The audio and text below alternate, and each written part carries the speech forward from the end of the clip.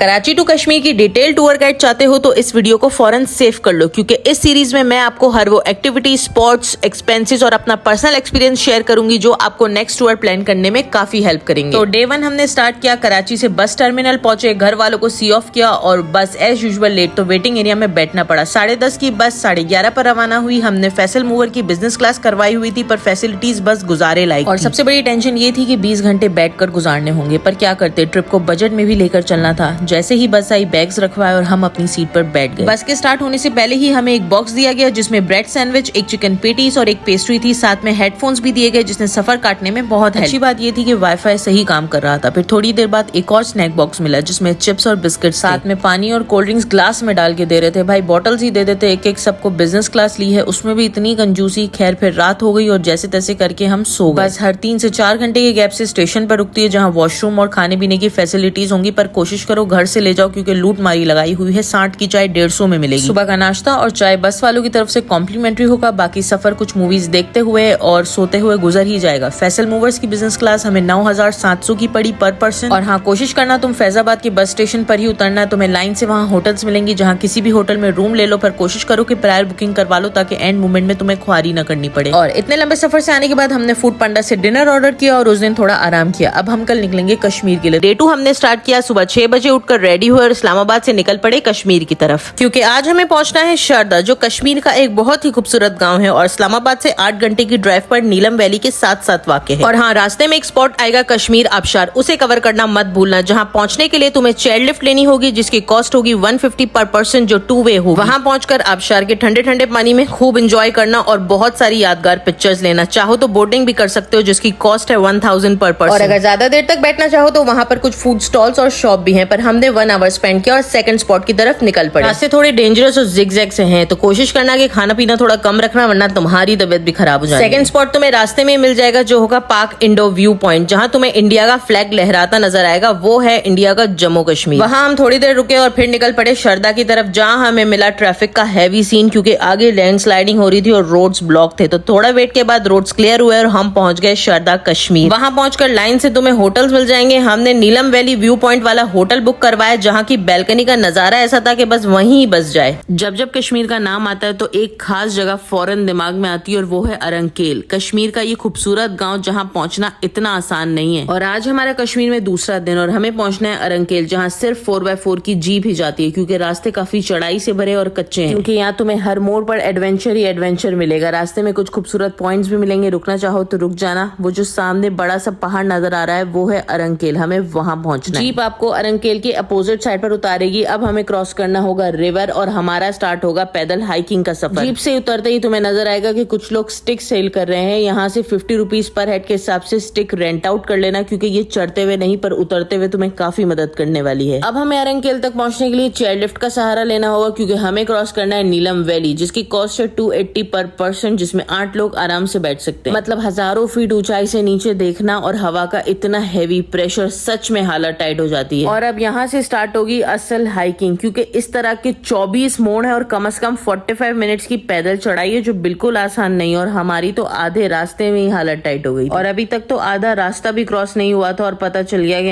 हम ऊपर आसानी से नहीं जा सकते। यहाँ पर हॉर्स राइड भी मिल जाएगी जो चार्ज करेंगे आपको 1000 पर हेड पर। आखिरकार हॉर्स वाले से काफी ज्यादा बार्गेनिंग के बाद 600 पर हेड पर उसने हमें ऊपर पहुंचा दिया। और अब फाइनली ऊपर आने के बाद और यहाँ की खूबसूरती देखने के बाद आप रास्ते का सारा स्ट्रगल भूल जाओगे। केल कश्मीर का एक खूबसूरत गाँव है जो 8000 फीट की बुलंदी पर मौजूद है और ये हिल स्टेशन टाइप एरिया है। और एक बार यहाँ पहुंचने के बाद अगर तुम सच में नेचर लवर हो तो तुम्हारा यहाँ से जाने का दिल नहीं करेगा। लकड़ी से बने खूबसूरत घर, हर तरफ पहाड़, हल्की हल्की बारिश, ठंडी ठंडी हवा, चाय का कप और ये सुकून, सब पैसे इसी के हैं। खैर बस एक शिकायत है कि यहाँ तुम्हें हर चीज महंगी मिलेगी और वॉशरूम यूज करने के भी पैसे देने होंगे। यहाँ तुम जितना आगे जाते जाओगे यहाँ की खूबसूरती तुम्हें बहुत सुकून देगी। यहाँ मई से सितंबर के बीच में ही आ सकते हैं, क्योंकि इसके बाद तुम्हें यहाँ के रास्ते बंद मिलेंगे। आगे खूबसूरत मेडोज में हमने 3 आवर्स स्पेंड किया और वापसी के लिए रवाना हो गए। अगर तुम चाहो तो नाइट स्टे भी कर सकते हो, बहुत सारी होटल्स के ऑप्शंस हैं। इस पहाड़ी पर चढ़ना जितना मुश्किल था, उतरना उससे भी ज्यादा मुश्किल था। उसके बाद चेयर लिफ्ट की लाइन में 1 घंटा अपनी बारी का इंतजार करना। कराची टू कश्मीर के डे 3 में तुम्हें बहुत थकन होगी। आखिरकार काफी इंतजार के बाद हमारी चेयर लिफ्ट की बारी आ ही गई। आज हम अरंकेल से निकलकर नाइट स्टे टोबत में ही करेंगे। होटल पहुंचते पहुंचते हमें रात हो गई, पर टोबत इतना खूबसूरत था कि मुझे यकीन नहीं आया आया। यहाँ ब्रिज क्रॉस करके इतने खूबसूरत गेस्ट हाउस और होटल्स बने हुए हैं, तुम्हें लगेगा ही नहीं कि तुम कश्मीर में आए हो। लेट काफी हो गया था तो होटल पहुंचकर हमने खाना खाया और आराम किया। अब कल हम तौबत घूमने जाएंगे और कराची टू कश्मीर का आज है डे 4 और आज का स्टे था हमारा तौबत कश्मीर में। कल रात केल से हम यहाँ पहुंचे थे और आज हम इस गाँव को एक्सप्लोर करेंगे। तौबत केल से तकरीबन 40 किलोमीटर की दूरी पर नीलम वैली के नॉर्थ ईस्ट साइड पर वाक़ है और ये कश्मीर का सबसे आखिरी गांव है। आगे का इलाका लाइन ऑफ कंट्रोल का है जहां से फिर इंडिया का इलाका शुरू हो जाता है। जितना सुना था उससे कहीं ज्यादा तौबत को खूबसूरत पाया। यहाँ के रिसोर्ट्स और गेस्ट हाउस को आप अच्छे से अच्छे 4 स्टार होटल्स के साथ कंपेयर कर सकते हैं। बस वाईफाई और इंटरनेट का आज भी मसला है। तो हमारा तौबत का सबसे पहला स्पॉट था तौबत बाला। आजकल बारिशों की वजह से रास्ते और ज्यादा खराब हो चुके हैं और वो कहते हैं ना, कुछ जगहें सिर्फ जगहें नहीं, जमीन पर जन्नत का नजारा पेश करती हैं और ये जगह किसी जन्नत से कम नहीं है। बस दिल करता है सुकून से बैठकर पानी का शोर सुनते रहो और शहर की सारी थकन को भूल जाओ। यहाँ पर आपको ज्यादातर टूरिस्ट ही नजर आएंगे क्योंकि सिर्फ 10 से 12 घर हैं और 1-2 होटल्स। वहाँ हमने कुछ टाइम स्पेंड किया और सेकंड स्पॉट की तरफ निकल पड़े और रास्ते में नजर आया हमें फेस माउंटेन जिस पर इंसान नुमा चेहरा बना हुआ है, जहाँ रुककर हमने कुछ पिक्चर्स ली और एक होटल से चाय और खाना खाया। कराची जैसा खाना तो नहीं मिलेगा पर पेट भरने के लिए काफी है। यहाँ पर लोग डायरेक्ट आबशार से बहता साफ पानी पीने के लिए भी इस्तेमाल करते हैं और ये इतना साफ ठंडा था कि आपका पेट भर जाएगा पर दिल नहीं। शरदा से निकलते वक्त हमने 2 डेज की जीप बुक करवाई थी जो शरदा केल तौबत के बाद वापसी शरदा पर ही ड्रॉप करेगी। और आज का लास्ट स्पॉट था हमारा एडवेंचर क्लब शरदा। यहाँ की हमने बोटिंग जिसकी कॉस्ट थी 3000 पर बोट, जो 5 लोगों में डिवाइड हो जाती है और अंडर 5 ईयर किड्स फ्री थे। खैर बोटिंग से फ्री होकर हम अपनी होटल की तरफ रवाना हो गए। रात को होटल के बैक साइड पर बारबेक्यू एंड बोनफायर का प्रोग्राम बनाया और लेट नाइट तक वहीं बैठक की। अब कल हमें जिस जगह जाना है वहाँ इंडिया के लोग आपको वेव करते नजर आएंगे।